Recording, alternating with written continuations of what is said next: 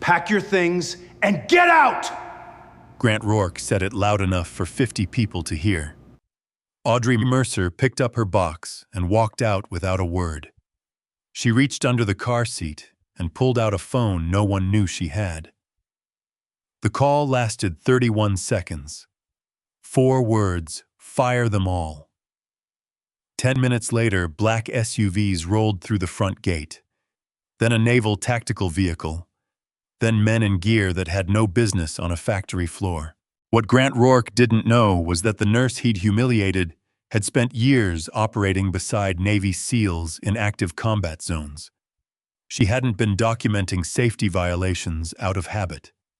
She had been building a case, and firing her was the last piece of evidence she needed. If you're new here, this channel tells stories about people who were underestimated, overlooked, and written off.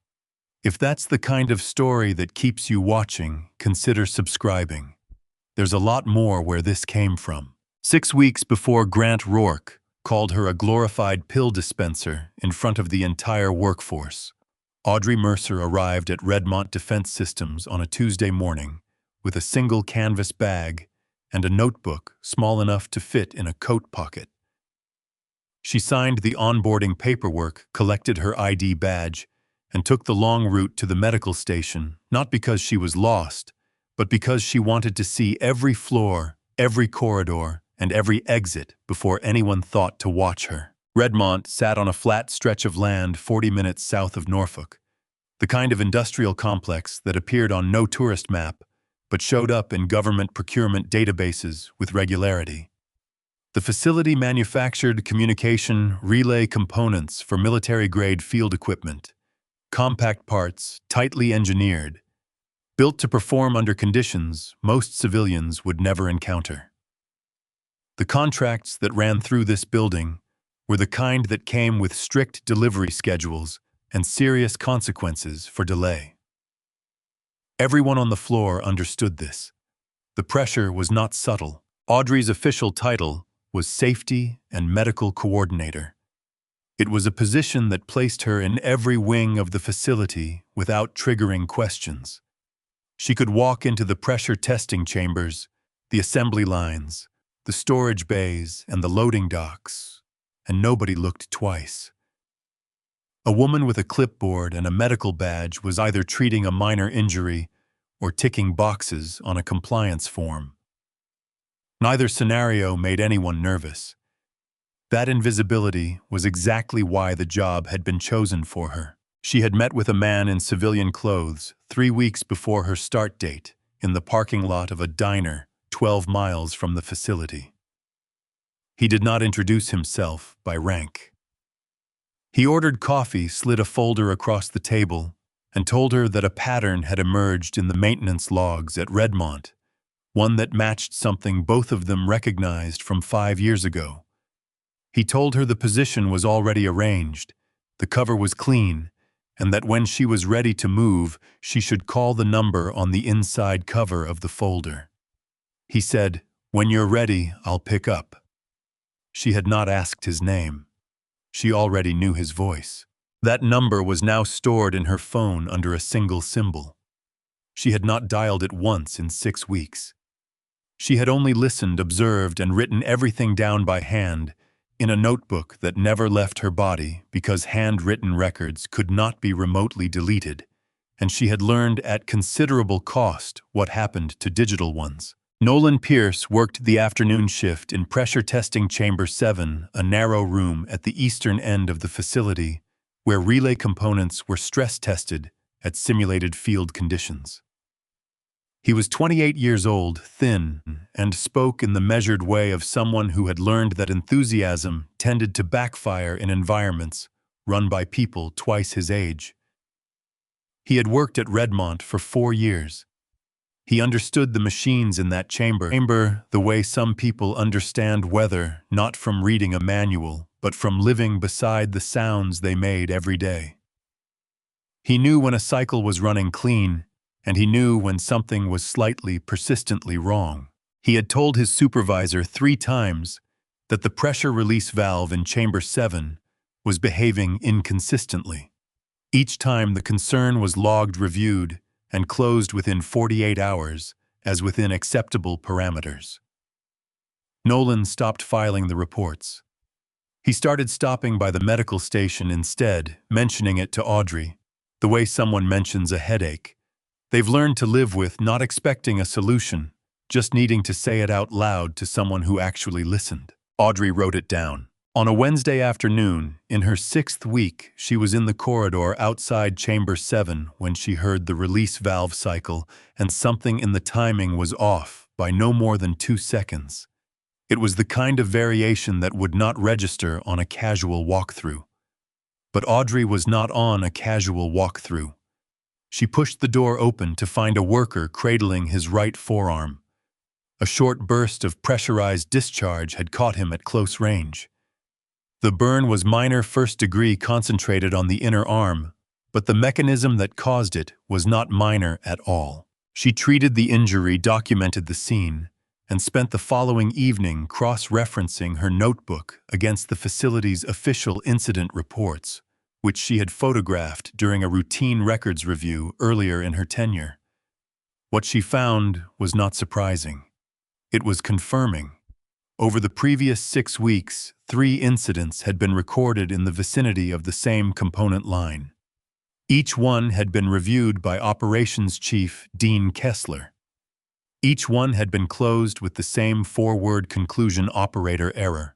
The phrase landed in her chest like something physical. She had last seen those 2 words used to explain how 3 men died in a drainage channel outside a city she was not permitted to name in any document she filed afterward. She had written a different explanation in her original report, a technical one supported by component analysis and field observation. That explanation had not survived the review process. What survived was operator error attached to the names of people who could no longer argue with it. She did not allow herself to stay in that memory. She closed her notebook, made a cup of coffee she did not drink, and began drafting the formal safety report she would submit to Grant Rourke in the morning. The report was 12 pages. It contained no accusations. It presented the 3 incidents chronologically, included the original field observations from Nolan's informal disclosures, noted the consistency of the classification language across all 3 cases, and requested that an independent inspection firm review the relevant component line before the next shipment cleared the loading dock. The language was measured, the documentation was complete, and the request was entirely standard under federal contractor safety guidelines. Grant Rourke did not respond. The following morning, before the day shift had settled into its rhythm, a message went out over the facility intercom requesting all personnel to report to the main conference room. Audrey arrived to find close to 50 people standing in loose rows between the presentation screen and the far wall. Grant was already at the front of the room. He had the posture of a man who had decided something the night before and had no remaining patience for second thoughts. He called her name and told her to come forward. What followed lasted less than 4 minutes. Grant told the assembled staff that Audrey had submitted a report claiming systemic safety failures in a production line that had passed every regulatory inspection in the past 3 years. He said she had exaggerated minor incidents to justify her own position. He called her a nurse who hands out ibuprofen, the exact phrase delivered with the particular flatness of someone who had rehearsed it, and suggested that her interference had created anxiety on the floor and put the facility's military contract at risk. He did not cite a single specific inaccuracy in the report. He cited its existence as the problem. No one in the room said anything.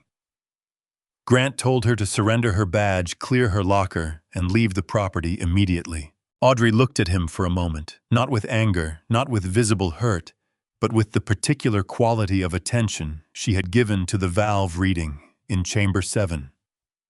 Careful, complete, and already filed away somewhere he could not reach.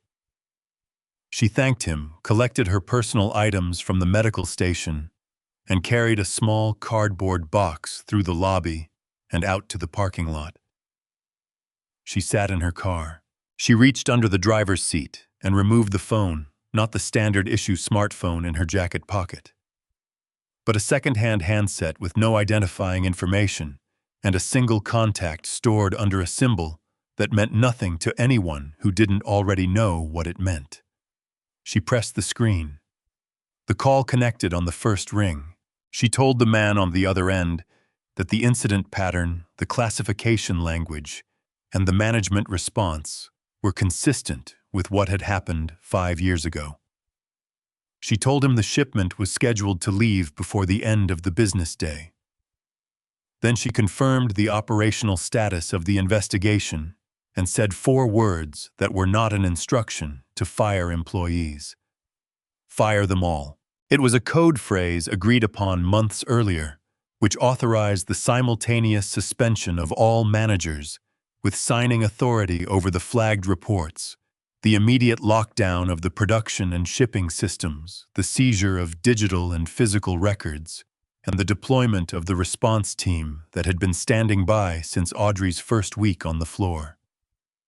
It was not a dramatic declaration. It was a logistics command spoken quietly in a parking lot, in a voice that did not waver. The call lasted 31 seconds. She was still holding the phone when the emergency tone sounded over the facility's exterior speaker system, the alert reserved for medical crises, the one she had tested herself during her first week as part of orientation. The automated announcement that followed identified the location. Chamber 7. The name given was Nolan Pierce. Audrey set the phone on the passenger seat. She looked at the entrance to the building she had just been escorted out of. Then she got out of the car and ran. The security guard at the side entrance saw her coming and stepped into the doorway with his arm out. Audrey did not slow down. She told him there was a man without a pulse in Chamber 7 and kept moving. And something in her voice, not the volume of it, but the quality, made him step aside without fully deciding to. She was through the door before he found the words to call after her. The hallway leading to the eastern wing was longer than it needed to be, the kind of industrial corridor that existed purely for function and offered nothing to the eye except painted cinder block and overhead fluorescence. Audrey moved through it at a pace that was not quite running, but left no room for hesitation. She could hear voices ahead, not the controlled noise of a working shift, but the kind that rises when people don't know what to do with their hands. She pushed open the door to Chamber 7. Nolan was on the floor, between the testing rig and the far wall, face up, one arm bent at an angle that suggested he had gone down without catching himself. 2 workers were crouched beside him, one of them saying his name repeatedly, as though volume might help. His skin had the color of old concrete. There was no visible rise in his chest. Audrey dropped to her knees beside him, found no pulse at the carotid, and began compressions without narrating any of it to the room. She looked up long enough to point at the worker nearest the door. She told him the AED cabinet was on the north wall of the main corridor, marked with a red cross, and that she needed it in her hands within 90 seconds. He left at a run. The second worker she instructed to call emergency services and to tell them the patient was unresponsive, with no pulse, that they needed to move fast, and that the facility's address was on the badge clipped to the front desk. He pulled out his phone. Audrey returned her attention to Nolan and kept her focus there. Grant Rourke arrived 4 minutes later. He appeared in the doorway with Dean Kessler 1 step behind him and took in the room with the expression of a man calculating exposure rather than registering concern. His eyes went to Audrey first, then to Nolan, then back to Audrey. He told her to stop. He used a measured tone, the kind that is designed to sound reasonable while issuing an unreasonable instruction. And he explained that she had been terminated, that she was on private property without authorization, and that any medical intervention she performed on a Redmont employee while operating outside her official capacity created significant legal liability for all parties involved. Audrey did not stop compressions. She said without looking up that if Grant wanted to explain to Nolan's family why he had removed the only medically trained person from the room, he was welcome to make that call himself. Grant's jaw tightened. He turned to the two security guards who had followed him down the corridor and told them to remove her. The younger of the two moved forward. The older one, a broad-shouldered man named Wade Brennan, who had worked the Redmont floor for more than 10 years, came to stand beside Audrey and placed one hand on her shoulder. Audrey still did not look up. She said his name quietly.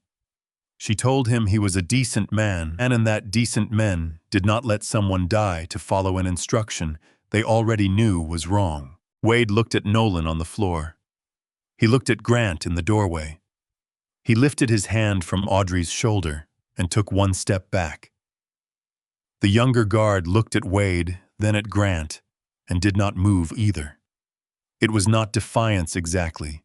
It was the particular stillness of people who have just decided that an order does not apply to them anymore and are waiting to see what that costs. Grant said nothing further. He turned and walked back into the corridor. The AED arrived. Audrey applied the pads, delivered the first shock, and resumed compressions while the machine recharged. The reading that came back was not what she needed. She kept working. Her shoulders were beginning to feel the repetition, not painfully, but with the deep fatigue that sets in when adrenaline begins to argue with muscle memory. She had been in rooms like this before. Different country, different floor, same quality of silence from the people standing at the edges who don't know whether to stay or leave. The memory came in pieces, the way it always did, not as a complete scene, but as a series of physical sensations she had learned to process while keeping her hands moving. 5 years ago, she had been attached to a Navy support unit, deployed in a forward operational zone. The assignment was not standard medical rotation. She had been embedded with a SEAL team led by Lieutenant Commander Cole Ramsey, a quiet man from Tennessee who wore his authority the way some people wore old coats so naturally that you forgot it was there. The mission was a personnel recovery operation. It went cleanly for the first 6 hours. Then the communication relay failed. The component that failed was a pressure-sensitive signal relay designed to maintain encrypted transmission under sustained field conditions. It had passed every laboratory benchmark. What the laboratory benchmarks had not simulated was continuous operation over an extended period at elevated environmental pressure, exactly the conditions of a sustained field recovery mission. The relay held for most of the operation. Then, during the extraction phase, it did not. The team lost contact during the most critical window of the withdrawal. Audrey and one injured SEAL were evacuated by helicopter. Cole Ramsey and 2 other members of the team were not recovered. The after-action investigation produced a report that Audrey did not recognize when she read the final version, not because the facts were entirely absent, but because the conclusion did not match what she had written. Her original report identified a component failure. The official report concluded that the team had operated the equipment outside recommended parameters. The phrase used was operator error. She had filed a formal objection. The objection was logged, reviewed, and closed. The man who had kept a copy of her original report, the only person in the chain of review who had, was the same man who had sat across from her in that diner booth and slid a folder across the table without introducing himself by title. Admiral Everett Sloan had spent 5 years looking for a thread that connected what happened on that mission to a pattern of behavior at the source. When he found it, he had come to her. She had not asked why him specifically. She suspected she already knew. He had signed the deployment authorization. Some men filed that kind of thing away and moved on. Sloan was not that kind of man. The investigation he had proposed was not complex in concept, only in execution. Someone needed to be inside the facility with enough access to document the pattern firsthand, in a form that could not be altered through the same channels that had altered everything before. The medical coordinator role provided that access. The handwritten notebook provided that form. 6 weeks of entries written in Audrey's own hand, cross-referenced to physical locations and timestamps, recorded in a document that existed only in one copy and had never been connected to any Redmont network. That notebook was currently sitting on the concrete floor beside her left knee, where it had fallen from her coat pocket when she dropped to start compressions. From somewhere in the rear of the facility came the sound of heavy vehicle engines turning over, not the standard forklifts and floor movers of a working shift, but something larger. Through the reinforced window high on the eastern wall of Chamber 7, Audrey could see the edge of the loading dock. 2 container units, the ones that had been staged for afternoon shipment, were being maneuvered toward the rear gate. The movement was ahead of schedule by at least 2 hours. She understood immediately. Grant had understood the phone call for what it was. He didn't know the specifics, but he knew enough that Audrey had not called a lawyer or a journalist, that she had called someone who was going to act fast, and that the window for getting the shipment out was closing. He was trying to get the containers off the property before anyone arrived with the authority to stop them. Dean Kessler had disappeared from the doorway 10 minutes ago. Audrey had noticed it and filed it without reacting, because there was nothing she could do about it, from the floor of Chamber 7, with her hands on a man who still did not have a stable heartbeat. What she had not noticed was the female engineer 2 floors up, who had been present during the morning meeting and had said nothing, while Grant publicly dismantled Audrey's report in front of 50 colleagues.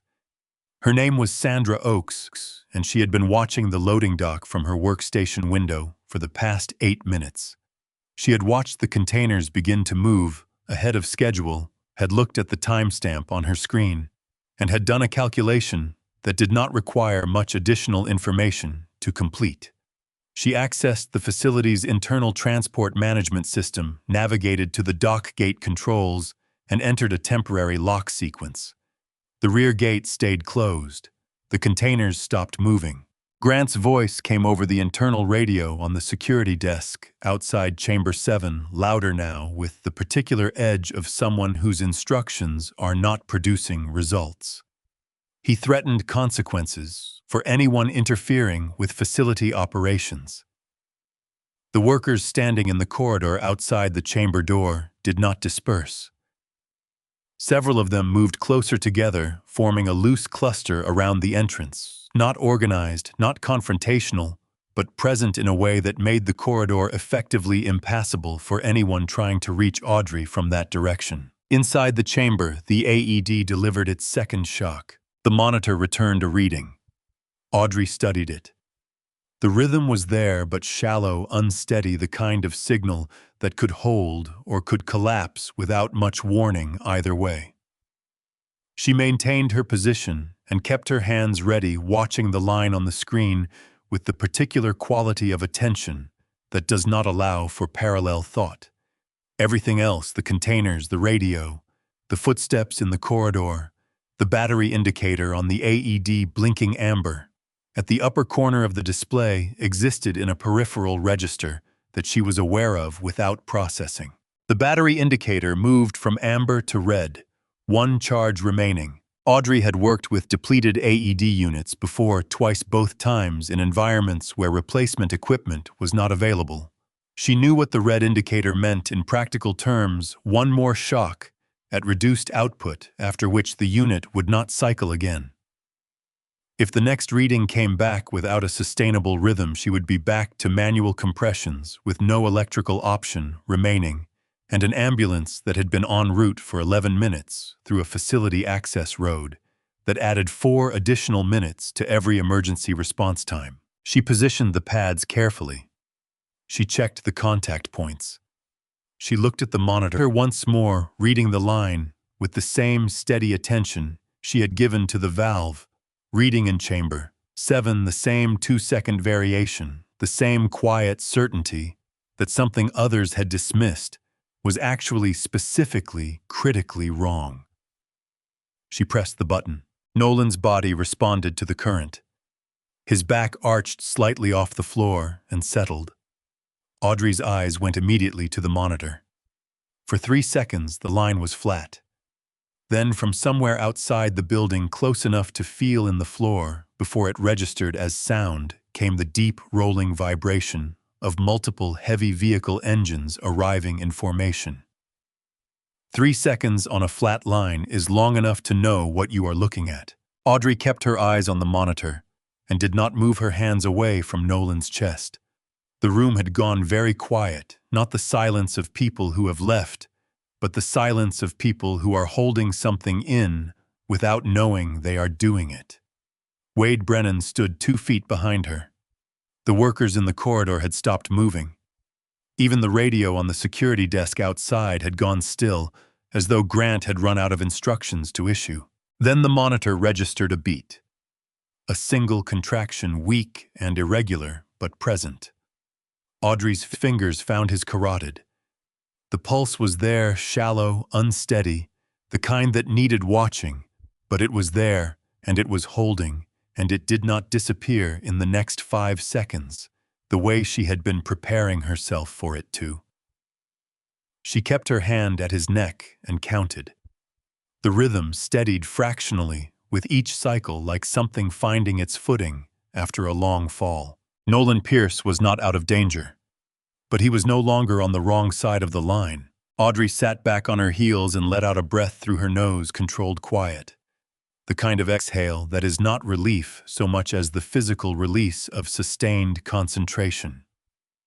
She picked the notebook up from the floor beside her knee and slid it back into her coat pocket without looking at it. Outside the high eastern window, the sound of engines had grown from a vibration in the floor to something fully audible, the layered rumble of multiple vehicles moving in coordinated formation through the front gate. The first thing the workers in the corridor saw was the gate on the security feed, a monitor mounted above the desk that no one had thought to turn off. 3 black SUVs moved through the entrance in tight succession, followed by a naval tactical vehicle with government plates and no civilian markings. A 4th vehicle pulled across the exit lane and stopped, blocking it completely without anyone getting out. The formation was not aggressive. It was simply final in the way that a door being locked from the outside is final. 12 men stepped out of the vehicles. They wore tactical gear that carried no unit identification visible to the naked eye, and they moved with the specific efficiency of people who had rehearsed the layout of this building before arriving at it. They split into 3 groups without visible communication. One group moving toward the server room in the administrative wing, one moving toward the loading dock, where the 2 containers sat against a closed gate that Sandra Oakes had locked from her workstation upstairs, and one taking up positions at the entrance to the production floor to ensure that no equipment or materials moved in any direction until they were cleared to do so. Walking behind them in Navy dress uniform was Admiral Everett Sloan. He did not rush. He moved through the facility the way he had moved through the diner, with the ease of someone who had already made every decision he needed to make before walking into the room. Workers stepped aside as he came through the corridor. Some of them recognized the rank insignia.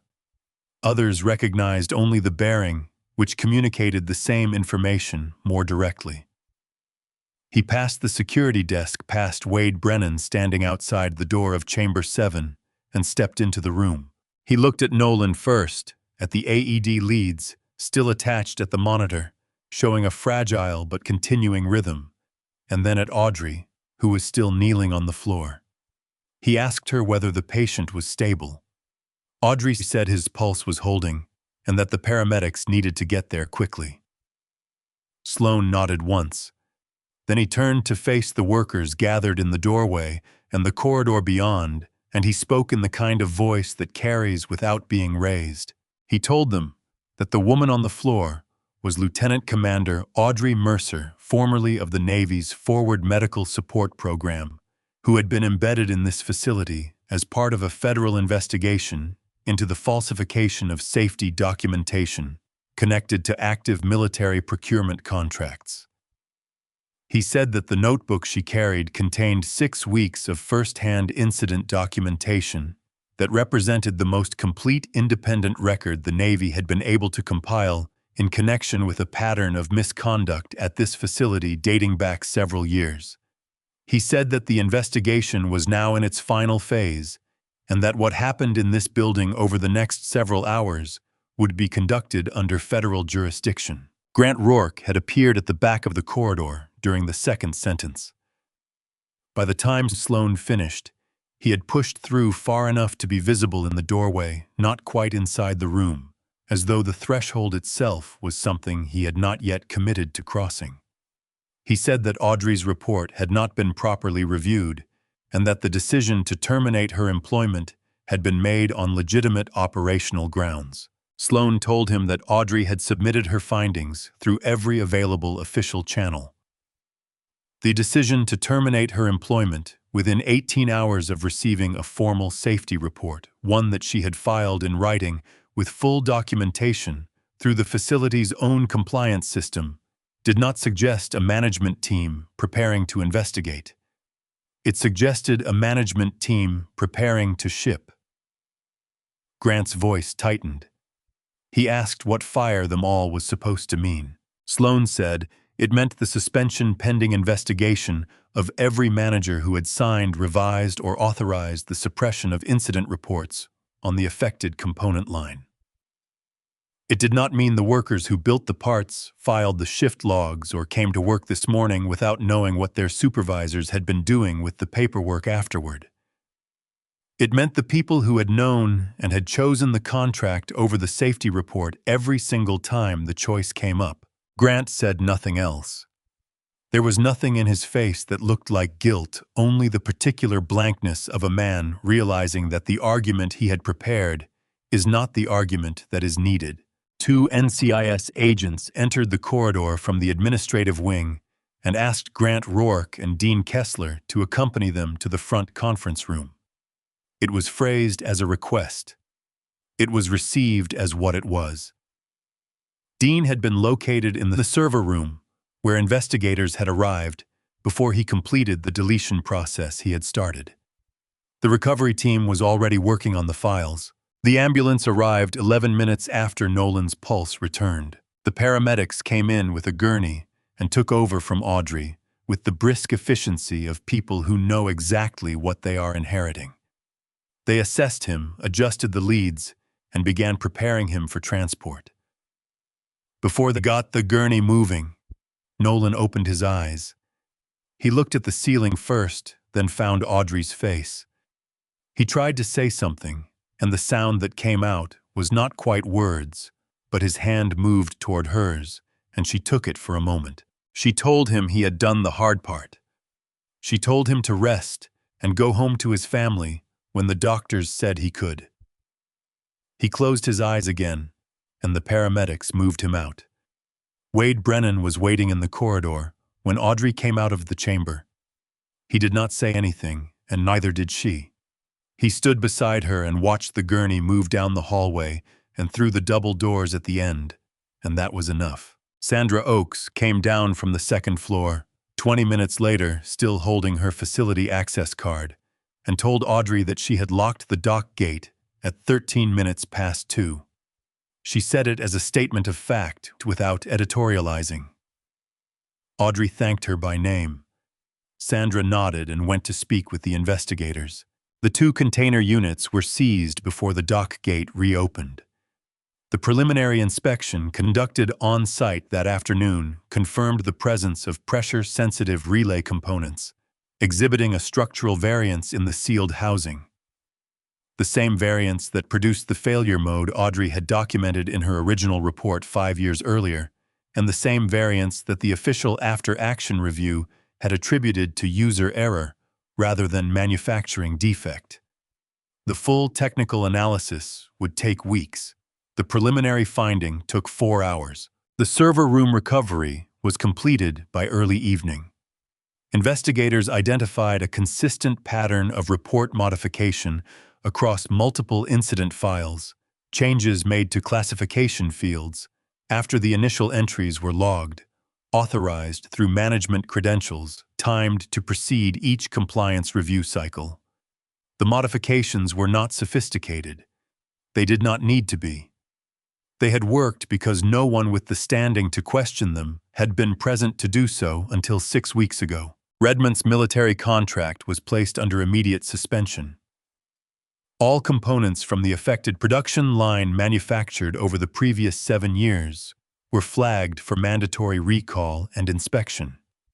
The workers whose employment records showed no involvement in the documentation process were formally notified that their positions were protected during the restructuring period.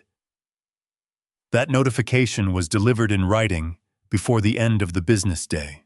Sloan found Audrey outside near the front gate after the last of the tactical vehicles had repositioned to secure the perimeter.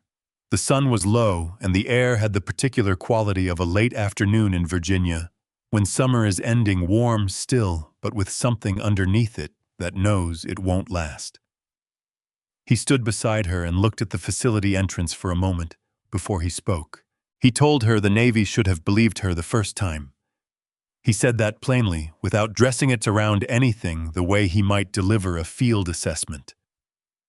He said that 5 years was too long, and that the delay had cost things that could not be recovered, and that he was sorry for it.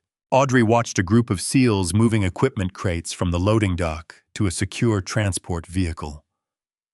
Some of them moved with the particular quality she recognized, not just trained, but tested the kind of competence that comes from having been in situations where it mattered completely. She thought about Cole Ramsey, who had moved the same way. She thought about the 2 men who had been with him. She told Sloan that nothing was going to give her those 5 years back, or give those 3 men back to the people who had lost them. But the components sitting in that transport vehicle were not going into the field. The report that had buried 3 names under a conclusion they hadn't earned was going to be corrected. And the next person who filed a safety report at a facility under federal contract was going to do so knowing that what happened to Audrey Mercer that morning was not the outcome they should expect. That was not nothing, she said. It was not enough. But it was not nothing. Sloan told her that the formal reinstatement of her service record would be processed within 30 days. He said she would receive a commendation for the original mission report and for the Redmont investigation. He asked if she had any interest in returning to active service in an advisory capacity.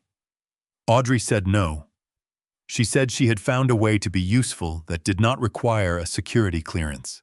The investigation into Cole Ramsey's final mission was formally reopened within the week. The original report, the one Audrey had written in the 48 hours after she returned, before the review process replaced its conclusions with 2 words that fit more conveniently, was restored to the official record. A technical panel reviewed the component failure analysis and confirmed what Audrey had documented. The relay had failed under field conditions that exceeded its sustained operational threshold. The team had not misused the equipment. The equipment had failed them. The amended record was delivered to the families of all 3 men. It stated without qualification that Lieutenant Commander Cole Ramsey and the 2 members of his team had performed their mission with full competence and in accordance with proper protocol, and that the loss of their lives was the result of a material failure in equipment supplied under federal contract, not anything they had done or failed to do. Their names were cleared in the same document that had once held them responsible. 3 weeks later, Audrey was working a Tuesday morning at a community clinic in a small town 40 minutes from Norfolk. The space was modest, a converted retail unit, with 3 examination rooms, a waiting area that was always slightly too full, and a supply closet that she had reorganized on her first day, because the previous system made no sense. She took blood pressure readings, changed wound dressings, and listened to the things patients mentioned while looking at the floor. The things they were not sure were worth bringing up, the details that turned out to matter. It was not different in its essential nature from writing in a notebook that no one thought to watch. An older man she had seen twice before recognized her from a local news segment that had run the previous week. He asked while she was adjusting the blood pressure cuff on his arm whether she was the nurse who had called the Navy in on that defense plant. Audrey checked the reading, noted it on his chart, and told him his numbers were better than last month. Then she looked at him and said, "I just made the call that someone should have made 5 years ago." The man seemed to want to say something more. Something about courage or justice or the kind of thing people reach for when they are moved, and the right words aren't quite there. But Audrey was already writing in her chart, and the waiting room had 4 more people in it, and there was work to do. Some people spend their whole lives being underestimated. They don't argue. They don't explain. They just keep a record, and they wait for the moment when the record speaks for itself. If this story stayed with you, you might enjoy what else this channel has to offer. There are more stories like this one, about ordinary people in extraordinary situations who turned out to be anything but ordinary. Subscribe if you want to be here when the next one drops. It means more than you'd think.